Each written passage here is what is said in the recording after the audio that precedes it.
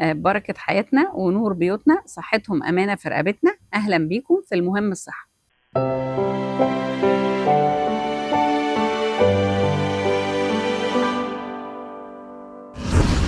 هل الشوربة كفاية كوجبة لوحدها؟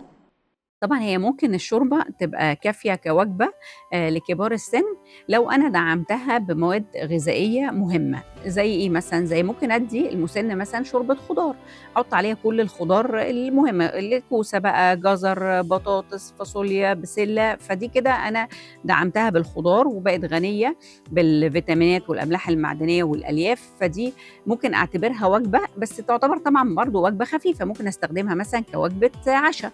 او ممكن مثلا اديها لكبار السن اللي مثلا معدتهم تعبانه شويه، لو انا عايزه اديهم وجبه خفيفه مثلا بعد مثلا عمليات مثلا، بعد مثلا نزله معويه، فانا محتاجه اديله وجبه خفيفه، فممكن اديله شوربه الخضار دي تبقى وجبه لوحدها كافيه.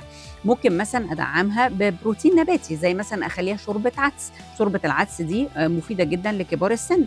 وممكن ازود معاها مثلا توست محمص كده، توست اللي هو توست الحبوب الكامله، ده برضو مفيد لكبار السن. دي برضو ممكن تبقى وجبه عشاء.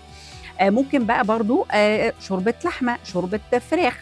دي مجرد مثلا انا هضيف معاها رز، مثلا 5 معالق رز، وممكن طبق سلطه، او مثلا ممكن يوم طبق سلطه، ممكن يوم تاني 5 معالق خضار مطبوخ. دي برضو بقت وجبه كامله لكبار السن. ممكن الشوربه تبقى وجبه كامله لو انا دعمتها ببروتين، دعمتها بالياف، دعمتها بخضار بفاكهه. في الحاله دي هتبقى وجبه كامله، وبضيف عليها زي ما قلنا مثلا اضيف عليها نشويات، اضيف عليها سلطه. فالحاجات دي كلها بتخليها وجبه كامله. ما تبقاش وجبه كامله لو هي بس مجرد بس مرقه، مجرد شوربه كده لوحدها، لا دي طبعا ما تبقاش وجبه كامله خالص لكبار السن، وما تبقاش مفيده خالص. ولو خدها بشكل منتظم، لا دي ممكن تعمل له مشكله وممكن تعمل له سوء تغذيه.